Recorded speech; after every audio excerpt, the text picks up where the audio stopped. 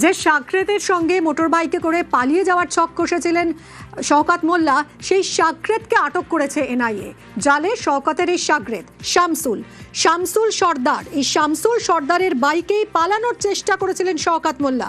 বৃহস্পতিবার দিনভর এরই বাইকে এলাকা বদল করেন শওকতের বাড়িতে বৃহস্পতিবারই হানা দেয় এনআইএ। বৃহস্পতিবার থেকে বেপাত্তা এবং বিভিন্ন জায়গায় ঘুরে বেড়ায় বাইকে করে এই সাকরেতের বাইক শামসুল সর্দার। তার সঙ্গে শওকত মোল্লা বিভিন্ন জায়গায় ঘুরে বেড়াতে থাকেন। বাংলাদেশেও পালিয়ে যাওয়ার ছক কষেছিলেন, তবে সব ছক ভেস্তে যায়। তাকে গ্রেফতার করে এনআইএ এবং তার সাকরেত শামসুল সর্দারকে আটক করেছে এনআইএ।